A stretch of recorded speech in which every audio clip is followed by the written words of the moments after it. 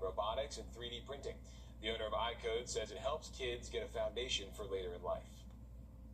So with the younger ages, understanding critical thinking, understanding how to collaborate with others, building their own projects. If you understand the concepts behind it, then you're able to apply to different programming. iCode will have multiple summer camps that open May 25th. The owner also has a nonprofit for kids who learn differently. You can find more information about the camps on our website, Wrdw.com.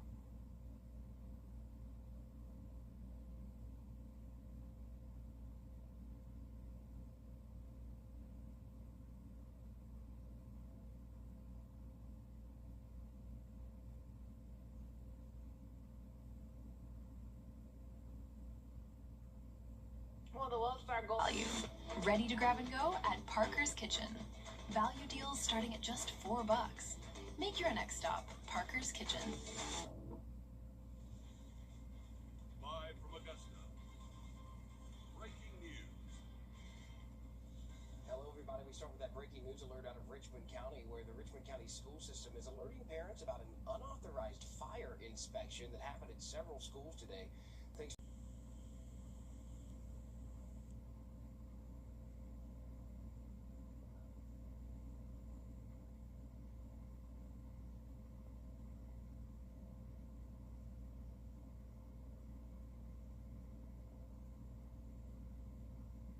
Well, the Lone Star Gold. Value.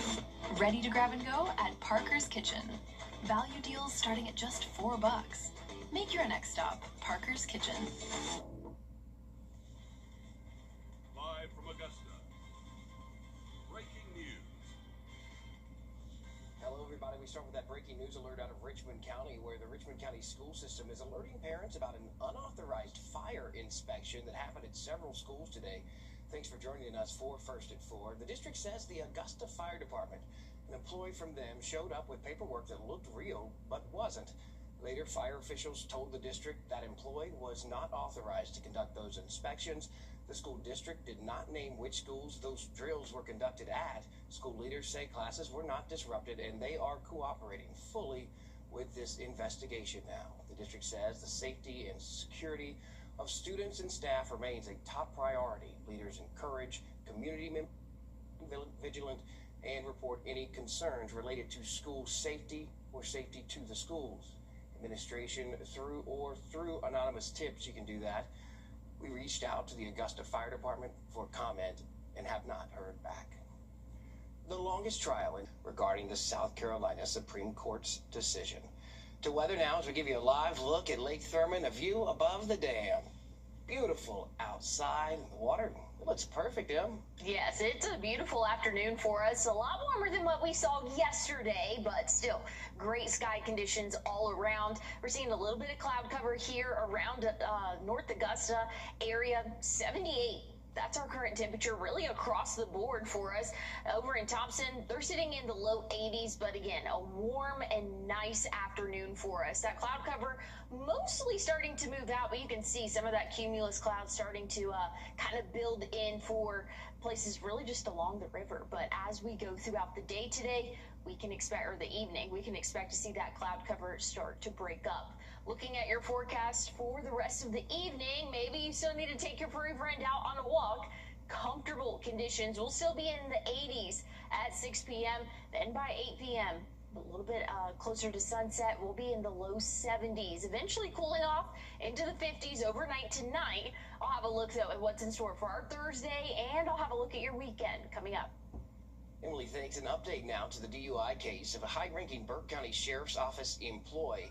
Just within the last 30 minutes, we've learned Richard Elam has been removed from the command staff in Burke County. He was also demoted and reassigned within the jail, amongst a list of other disciplinary measures. Elam was arrested Sunday after a crash at the intersection of Tobacco and Peach Orchard Roads. Deputies say he admitted he had been drinking and was over the legal limit. Sheriff Alfonso Williams stated the sheriff's office holds employees accountable to the highest standards, both on and off duty. 2 morning crashes happened just hours apart in Richmond County, and one of those was deadly. This is a map of where those 2 crashes happened. That deadly crash This just after 5 o'clock this morning on Peach Orchard Road near the Dairy Queen there. 52-year-old Patrick Brown was killed. We're told he was hit by a car while walking in a parking lot. The driver stayed there at the scene and told deputies Brown was wearing dark clothing and was hard to see. We are waiting to hear if that driver will face any charges. And now to the scene at the Wilds Road Railroad crossing. That's near the Augusta Mall, and it's where a train hit a woman. The sheriff's office says the woman didn't get out of the way of the train on the tracks and was in the way. She was taken to the hospital and remarkably is expected to be okay. In Burke County, we're working to learn the name of a person killed in a four-wheeler crash. It happened on Monday on Hapsburg-Keysville Road. Deputies pulled up to a four-wheeler and an SUV flipped over in a ditch. Investigators say the four-wheeler's rider was thrown off and killed after being hit by that SUV. An update now to the police chase that killed a Greenwood police officer and put 3 teenagers in the hospital. One of those teens has now been arrested. The other 2, including the driver, still in the hospital. We do not know any details about how they are doing. Meanwhile, a memorial continues to grow for that fallen Greenwood police officer, 31-year-old Don DJ Keller. Greenwood's police chief says it all started just before 5 o'clock on Monday evening when another officer stopped a Jeep believed to be linked with a string of shootings. Police say the driver, a 15-year-old boy, took off and later crashed into Officer Keller's patrol car. Officer Keller's K9 also in that patrol car at the time of the crash. The dog was not hurt. South Carolina Governor Henry McMaster in a statement said, in part, Peggy and I asked South Carolinians to join us in praying for his loved ones and the Greenwood community. McMaster has ordered the State House flags to fly at half-staff on the day of Keller's funeral. Details on that have not been announced. Nonprofit Serve and Connect has launched a fundraiser to support Keller's wife and child as they cope with the loss. This tragedy comes during National Police Week as the nation remembers and honors law enforcement officers killed in the line of duty. Among the hundreds of names engraved on the National Law Enforcement Memorial in Washington, D.C., is Columbia County Deputy Brandon Sykes.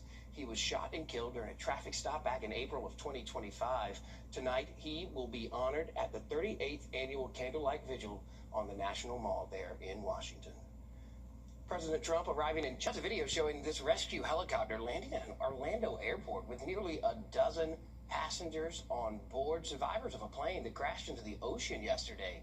The Coast Guard says the plane went down off the coast of Melbourne after flying in rough weather while returning from the Bahamas.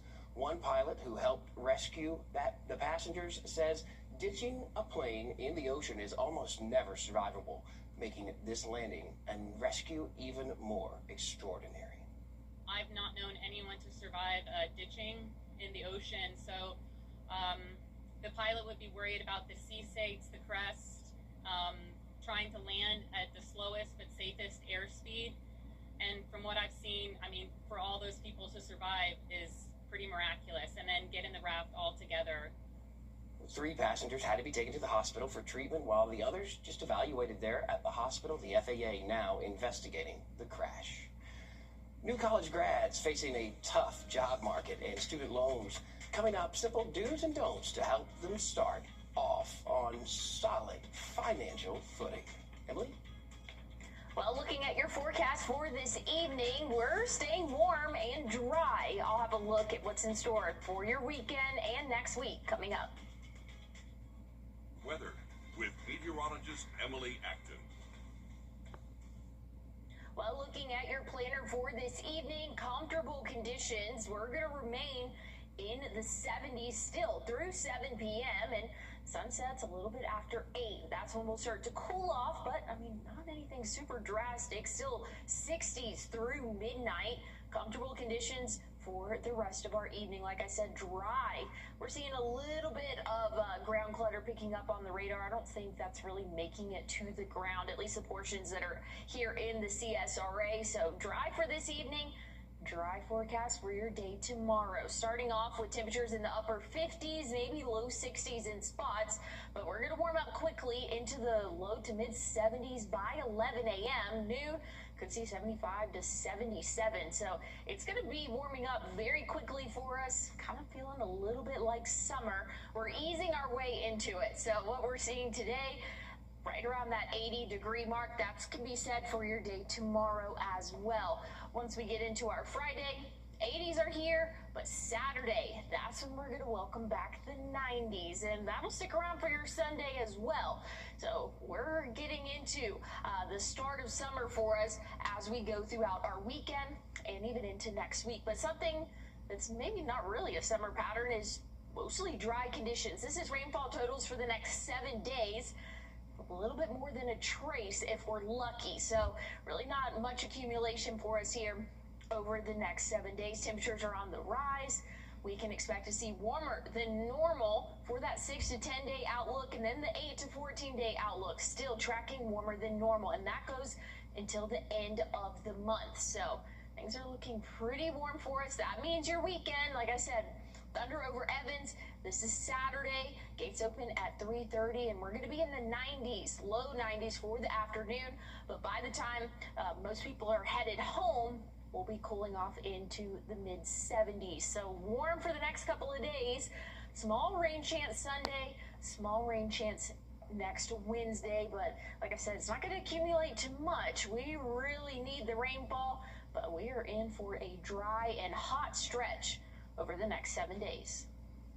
Emily, thanks. It's college graduation season, and many new grads are stepping into a tough job market while also juggling student loan debt. CBS News business analyst Jill Schlesinger has the key do's and don'ts to help graduates start their financial lives on the right foot.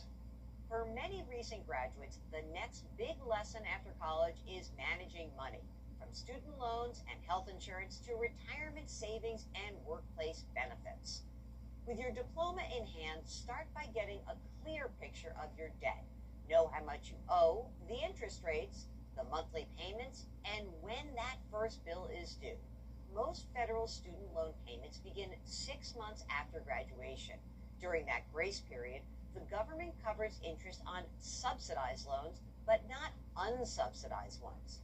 If monthly payments feel overwhelming, look into the newly introduced Repayment Assistance Plan, which can lower payments by stretching out the repayment timeline. And if you've already landed a job, it's time for a crash course in benefits. While an employer may offer health insurance, it could still be cheaper to stay on a parent's plan until age 26. And even if money is tight, try to contribute to a workplace retirement plan, at least enough to get that company match if offered. If there's a Roth retirement option, consider taking it. Paying taxes on contributions while in a lower tax bracket could pay off big down the road. A few smart money moves now can set new grads up for financial success later. In New York, I'm CBS News business analyst Jill Schlesinger. The April job report showed that employees are adding jobs overall, but job search sites like Indeed say junior level postings have been trending lower. New grads are feeling the heat. A recent survey found 67% of recent grads said they would trade higher pay for long-term stability. From trophies and iconic moments to a new soccer ball beer holder from Miller. Coming up, through creative ways, brands are trying to get ready for the next month's World Cup here in the U.S. For everyone. We have a breaking news alert first at 4. 3 men accused of smuggling marijuana into the CSRA through the Augusta airport have been arrested. Julian Gutierrez and Rigoberto Santa Cruz were arrested yesterday at the airport after they were both found with 120 pounds of marijuana hidden inside multiple suitcases. Deputies then went to the West Bank Inn on Washington Road where they arrested Agustin Casanita, who had 65 pounds of marijuana also concealed inside a suitcase. In total, investigators say they seized around 185 pounds of marijuana with an estimated street value of $230,000. All three of these suspects now charged with trafficking marijuana. Some of sports' biggest prizes and most iconic moments are on display ahead of next month's World Cup in the U.S. are going viral for being besties. The two met in an animal shelter and soon became inseparable. It turns out they have more in common than they don't. Now, they also share a new home. Your national correspondent, Deborah Afferrone, introduces us to the new adoptees going viral and melting hearts. You like good news? 1-year-old Blueberry is a dog of few words. Her love language, wrestling. She loves to play and she loves to struggle. This is Meadow, her 10-month-old best friend, a cat, and now an adopted sister from another mister. Meadow loves to explore a little. She's a little more independent, but Blueberry goes where Meadow goes. You might think, okay, a cat and a dog are BFFs, cute. But here's what nobody expected. The thing that brought them together isn't just friendship, it's what they both lost. So they both came in with wounds to their extremities and that required amputations. Lori Jenkins is the assistant director at Last Chance Animal Rescue in Waldorf, Maryland. The rescue also runs a vet hospital. One day, hospital manager Lauren Webb got a call. We gotta help this dog. It's Christmas Eve. We gotta pull out a miracle. Blueberry was found on the street in bad shape. The hospital saved her life. You could see in her eyes that she was a fighter. A month later, Meadow was transferred from a shelter down in West Virginia. She came in with leg issues, but also an upper respiratory. But it wasn't until lunchtime a month later when the two best buds met.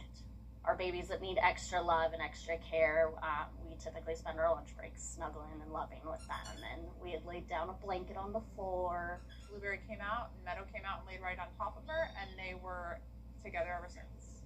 It was magic. When the two had healed up and were ready for adoption, Last Chance posted the pair on their Facebook page. The request, the two should be adopted together.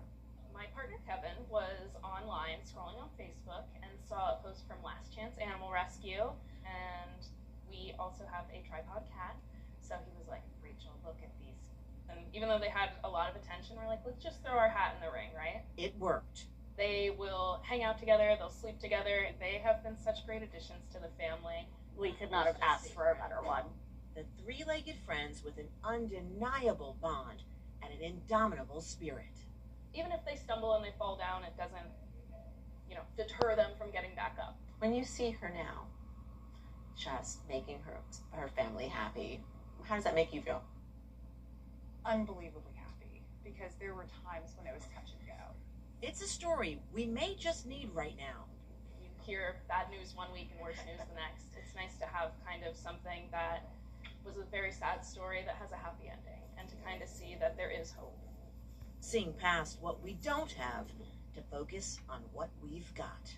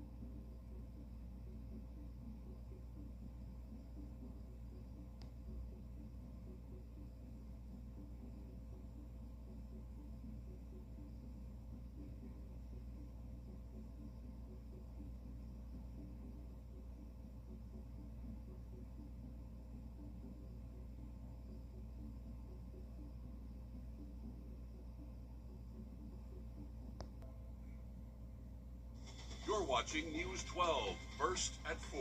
Continues. First at 4 continues with getting our best look yet inside the new Columbia County Wellstar Hospital. Sure, we've shown you inside before, but today we're seeing it dressed for patients with equipment and furniture ahead of opening day. Thanks for watching News 12 First at 4 on WRDW and now streaming on WRDW+. The hospital sits just off the Grovetown exit on Gateway Boulevard. Once complete, it will house 100 beds, a fully equipped 19-bed emergency department, and 6 operating rooms. Augusta University President Russell Keene says the hospital will be a key piece in tackling the nursing shortage by keeping local graduates here at home. We know, it's a fact, that if individuals go to school here at the Medical College of Georgia if they achieve their graduate medical education here, over 70% likely to stay here. And that's exactly what we need to do. The hospital on track to open late August, essential now for the Eisenhower Medical Center patients after the government's decision to downgrade that hospital essentially to an urgent care clinic. Just minutes up the road in Evans, the newly opened freestanding Doctors Hospital Emergency Room. It opened in December on North Bel Air Road and features 11 private rooms and 1 trauma bay. The facility offers advanced imaging, including CT and X-ray, as well as a laboratory and pharmacy services. Meanwhile, the North Augusta freestanding emergency room continues to take shape. This is video from the Sky 12 drone today. It was up as it caught crews working at the site. This is on Martintown Road in front of the YMCA. This place will include CT and X-ray machines and is expected to open in the fall. To weather now, giving you a live look outside. Look at the lake. Beautiful sky above. Perfect looking clouds in, and I bet the water feels great. Yes, it is a nice afternoon to be outdoors. Very comfortable conditions. Warmer than what we saw yesterday, though. Yesterday's high was 73. We're in the upper 70s now, right around 78, 79. Over in Thompson, they're reading in the low 80s, but overall, really pleasant evening or afternoon for us. Most of the cloud cover's moving out, but we're still seeing a few cumulus clouds really kind of starting to build in for the central part of the CSRA. And if you're in the northern portion up by the lake, not looking too bad in terms of sunshine. Looking at our forecast for the rest of the evening, we're staying warm, so you need to take your furry friend out on a walk. Should be very comfortable for us. By 8 p.m., the sun is still out. We'll be in the low 70s, and then sunset will happen, and we'll cool off into the 60s. I'll have a look at what's in store for the rest of the work week and your weekend coming up. Emily, thanks. More than 100 people will soon be out of a job. Swiss Chrono will lay off 130 workers from its plant in Barnwell. The layoffs will take place on July 11th. According to the notice filed with the state,